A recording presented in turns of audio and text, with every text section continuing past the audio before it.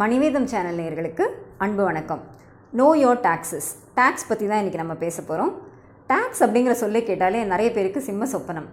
அது ஏன்னு பார்த்தீங்கன்னா அதற்கு ஒரு இன்ட்ரெஸ்டிங் வரலாறு இருக்கிறது. இன்றைக்கி பாருங்கள், 30% டேக்ஸ் ப்ராக்கெட்டில் யாராவது வந்துட்டாலே செம்ம டென்ஷனில் இருக்காங்க. எப்படி இந்த 30% டேக்ஸ்லேருந்து வெளில வர்றது அப்படிங்கிறது அவங்களோட ஒரே குறிக்கோளாக இருக்குது. அதுக்காக என்னெல்லாம் இன்வெஸ்ட்மெண்ட்ஸ் பண்ண முடியுமோ அது எல்லாத்துலேயுமே அவங்க ஈடுபடுறாங்க. பட் நீங்கள் ஒரு 50 இயர்ஸ் பின்னாடி போய் நம்ம பார்த்தோன்னா 1970s எவ்வளோ டேக்ஸ் ரேட் எவ்வளோ இருந்ததுன்னு பார்த்தீங்கன்னா ஹையஸ்ட் டேக்ஸ் ப்ராக்கெட் 97.5% இருந்தது. அப்போ யோசிச்சு பாருங்கள், உங்களுக்கு 100 ரூபாய் வருமானம் இருக்கிறது அப்படின்னா அதில் 2 ரூபா தான் உங்களுக்கு மிஞ்ச போகுது. பாக்கி 97.5 ருபீஸ் நீங்கள் வந்து கவர்மெண்ட்டுக்கு வரியாக செலுத்தியிருப்பீங்க. இந்த காரணத்தினால தான் அந்த 1970s 80s வேலைக்கு போன மக்கள், தொழில் செய்தவங்களெல்லாம் நீங்கள் பேசி பாருங்கள், அவங்களுக்கு டேக்ஸ் கட்டுறதுனாலே சுத்தமாக பிடிக்காது. எப்படி டேக்ஸ் கட்டுறதுலேயும் தப்பிக்கிறது அப்படின்னு ஒரு பழக்கமாக தொடங்கி அதுவே வந்து ஒரு கல்ச்சராக மாறிப்போச்சு. ஸோ இதனால் இந்த மக்களுக்கு வரி மேல் மிகப்பெரிய ஒரு அவநம்பிக்கையும் ஒரு வெறுப்புமே இருந்ததுன்னே சொல்லலாம். ஸோ இதை மாற்றுறதுக்காக என்ன பண்ணாங்கன்னா 1991 இந்தியா எக்கனாமிக் ரிஃபார்ம்ஸ் பண்ணும்போது ஒரு டேக்ஸ் ரிஃபார்மும் கொண்டு வந்தாங்க. அதாவது இவ்வளோ பெரிய ரேட்ஸ் எல்லாம் போட வேண்டாம், மக்களுக்கு வந்து இது பெரிய சிரமமாக இருக்குது அண்ட் கம்ப்ளைண்ட்ஸும் ரொம்ப கஷ்டம், யாருமே முன் வர மாட்டேங்கிறாங்க, இவ்வளோ ஹையாக ரேட்ஸ் இருந்ததுன்னா யார் டேக்ஸ் கட்ட முன் வருவாங்க அப்படின்னு சொல்லி இதை மாற்றினாங்க. அதை எப்படி மாற்றி வடிவமைச்சாங்கன்னா ப்ரோக்ரெசிவ் டேக்ஸ் அப்படிங்கிற ஒரு பிரின்சிபல் வழியாக கம்மியாக வருமானம் இருக்கவங்க கம்மியாக டேக்ஸ் கட்டினா போகிறோம், அதிக வருமானம் இருப்பவர்கள் அதிகம் டேக்ஸ் கட்டணும் அப்படிங்கிற கொள்கையின் பேரில் தான் அது கொண்டு வந்தாங்க. அதனால் 3 டேக்ஸ் ப்ராக்கெட் இன்ட்ரடியூஸ் பண்ணாங்க. 10%, 20% அண்ட் 30% டேக்ஸ் ப்ராக்கெட். அன்றைக்கி 1991 இன்னைய வரைக்கும் இதுதான் வந்து நமக்கு நடப்பில் இருக்கிறது.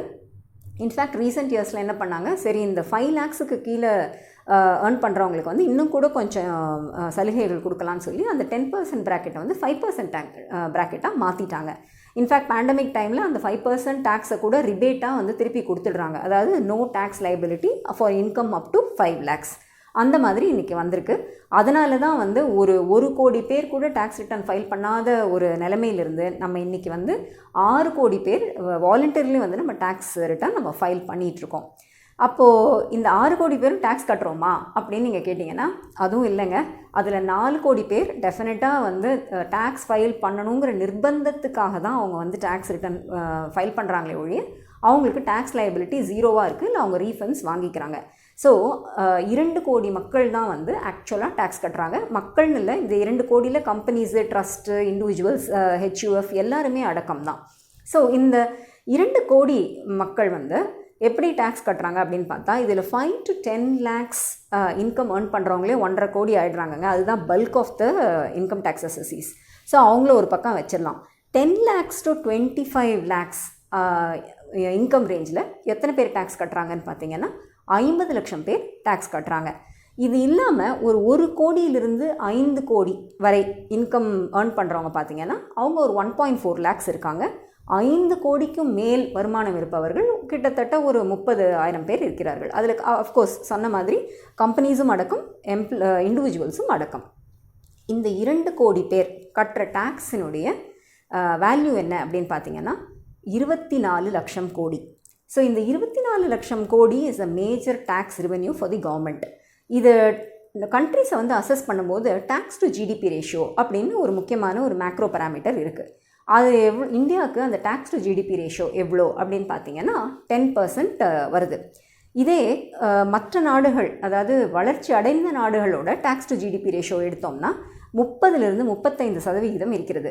அதனால தான் அவங்களால வயது வேலையில் இருந்து ஓய்வு பெற்றோருக்கு சோஷியல் செக்யூரிட்டி அப்படின்னு ஓய்வூதியம், வயதானவர்களுக்கு உண்டான பென்ஷனை அவங்களால கொடுக்க முடியுது. அந்த அளவுக்கு அவங்க வந்து டேக்ஸை திரட்டுறாங்க.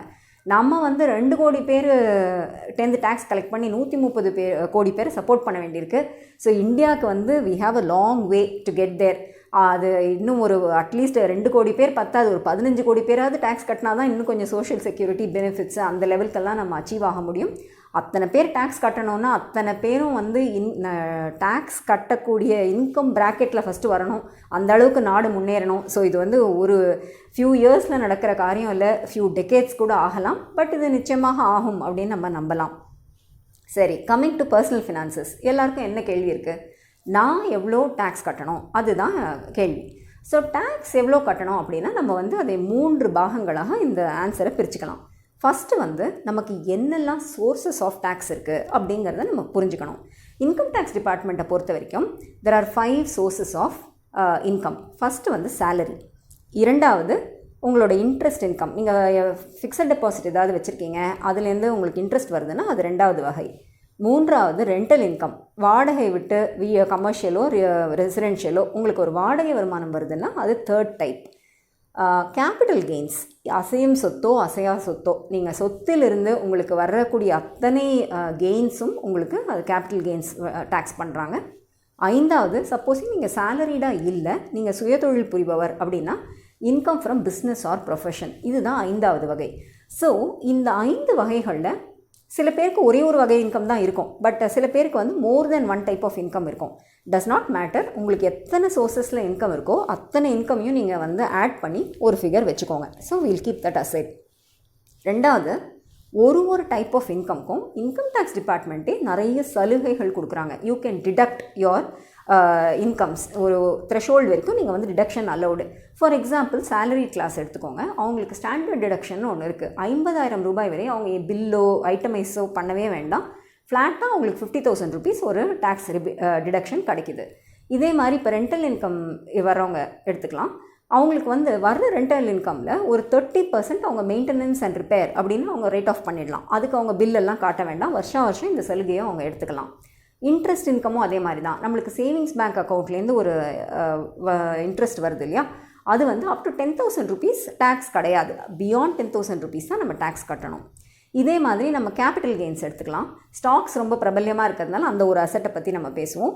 அதில் சப்போஸிங் நீங்கள் போன வருஷம் ஒரு ஸ்டாக் வாங்கியிருக்கீங்க, 12 மாதம் கழித்து அதை விற்கிறீங்க அப்படின்னா அது long term capital gain. Long term capital gains வந்து எவ்வளோன்னு நீங்கள் கால்குலேட் பண்ணுங்கள். உங்கள் காஸ்ட் ப்ரைஸ், செல்லிங் ப்ரைஸ் எல்லாம் வச்சு கால்குலேட் பண்ணிங்கன்னா 1 lakhக்கு மேலே இருந்ததுன்னா அந்த எக்ஸஸ் ஆஃப் 1 lakhக்கு தான் நீங்கள் 10% நீங்கள் டேக்ஸ் கட்ட போகிறீங்க. பட் 1 lakhக்குள்ளே தான் உங்கள் கெயின்ஸ் இருக்குன்னா completely you can go tax free. இந்த மாதிரி ஒரு விஷயத்துக்கும் நிறைய சலுகைகள் அவங்க கொடுக்குறாங்க. ஸோ இது நமக்கு உண்டான சலுகைகள்லாம் என்ன அப்படின்னு தீர ஆராய்ந்து அதையெல்லாம் தேர்வு செய்து இந்த ஃபஸ்ட்டு ஒரு சம் பண்ணோம் இல்லையா, டோட்டல் இன்கம், அதுலேருந்து இந்த ரிபேட்ஸ் எல்லாம் நீங்கள் எடுத்துக்கோங்க. இந்த சலுகைகள்லாம் நம்ம எடுத்ததுக்கப்புறமா வரக்கூடிய ஒரு நம்பர் தான் நம்மளோட இன்கம் சார்ஜபிள் டு டேக்ஸ். இதுதான் 3வது பகுதி. இந்த இன்கம் சார்ஜபிள் டு டேக்ஸ் வந்து 2.5 லட்சத்துலேருந்து 5 லட்சம்குள்ளே இருந்தால் 5% நீங்கள் டேக்ஸ் கட்டணும். 5 lakhsலேருந்து 10 lakhsக்குள்ளே இருந்தால் 20% டேக்ஸ் கட்டணும். 10 lakhsக்கு மேலே இருந்தால் 30% டேக்ஸ் கட்டணும். இதுலேயும் வந்து சில விதமான வருமானங்களுக்கு கன்செஷனல் டேக்ஸ் ரேட் அப்ளை ஆகும். பட் மெஜாரிட்டி ஆஃப் த வருமானத்துக்கு மார்ஜினல் ஸ்லாப் ரேட் அப்படின்னு சொல்லக்கூடிய இந்த டேக்ஸ் ப்ராக்கெட்குள்ளே தான் நீங்கள் டேக்ஸ் கட்ட வேண்டியிருக்கும். ஸோ நம்ம சில பேர் என்ன பண்ணுவாங்க, இப்போ சேலரிடோ இல்லை பேங்க் இன்ட்ரெஸ்ட்டாக இருந்தால் டிடிஎஸ்னு ஒன்று இருக்குது, அதாவது டேக்ஸ் டிடக்டட் அட் சோர்ஸ். இதை வந்து யூஸ் பண்ணி அவங்க ஏற்கனவே டேக்ஸ் கட்டியிருப்பாங்க, அதனால் அவங்களுக்கு நிலுவையில் நிறைய இருக்காது. பட் பிஸ்னஸ் பண்ணுறவங்க இல்லைனா வெறும் வாடகையில் வாழறவங்க இல்லை பென்ஷன் இன்கம் இருக்கவங்க அவங்களுக்கெல்லாம் பார்த்திங்கன்னா அந்த டேக்ஸ் லயபிலிட்டி, அதாவது டிடிஎஸை விட ஜாஸ்தியாக அவங்க டேக்ஸ் கட்ட வேண்டியிருக்கும். இவங்க கொஞ்சம் கேர்ஃபுல்லாக இருக்கணும். ஏன்னா அட்வான்ஸ் டேக்ஸுன்னு ஒரு விஷயம் இருக்குது. நம்மளே வந்து நமக்கு ஆண்டுக்கு எவ்வளோ டேக்ஸுன்னு டிட்டர்மின் பண்ணி அந்த அட்வான்ஸ் டேக்ஸ் ஷெட்யூல் பிரகாரம் இன்ஸ்டால்மெண்ட்டில் அதை கட்டிட்டு வந்துடணும். ஸோ இதுதான் இந்த சிம்பிளிஃபைட் ஃபார்மில் உங்களோட all incomes, all sources of இன்கம்ஸில் வர இன்கம்மை நீங்கள் ஆட் பண்ணிக்கோங்க. உங்களுக்கு என்னெல்லாம் வந்து எலிஜிபிலிட்டி இருக்குது டிடெக்ட் பண்ணுறதுக்கு அதெல்லாம் நீங்கள் அவைல் பண்ணிக்கலாம். இதை கழிச்சிட்டு பாக்கி வர்றது தான் income chargeable to tax, and அது வந்து it will be taxed according to your marginal tax rate. இப்போ இது பண்ணும்போது சில பேருக்கு ஒரு கேள்வி இருக்குது, நான் வந்து ஒரு பிஸ்னஸ் பண்ணுறேன், என் பிஸ்னஸில் இந்த வருஷம் எனக்கு லாஸ் ஆயிடுச்சு. ஸோ இந்த பிஸ்னஸ் லாஸை வந்து நான் வேறு ஏதாவது ஒரு கெயினோட செட் ஆஃப் பண்ண முடியுமா அப்படின்னு ஒரு கேள்வி இருக்குது. இந்த செட் ஆஃப்ங்கிற கான்செப்ட் என்னென்னா, உங்களுக்கு ஒரு 100 ரூபாய் வருமானம் இருக்கிறது, ஒரு 80 ரூபாய் நஷ்டம் ஆகிவிட்டது வேறு ஒரு ஆக்டிவிட்டியில் அப்படின்னா, இந்த 100 ரூபாயில் இந்த -80 பண்ணிங்கன்னா 20 ருபீஸ் தான் உங்களோட டேக்ஸபிள் இன்கம். ஸோ உங்களோட டேக்ஸபிள் இன்கம்மை 100லிருந்து 20 ரூபாயாக வெகுவாக குறைக்கலாம் இந்த நஷ்டத்தை வந்து ஈடு கொடுத்து. இந்த மாதிரி பண்ணுற விஷயந்தான் செட் ஆஃப் அப்படின்னு பேர். ஸோ நீங்கள் சில விஷயங்களை செட் ஆஃப் பண்ணலாம், எல்லா விஷயங்களையும் செட் ஆஃப் பண்ண முடியாது.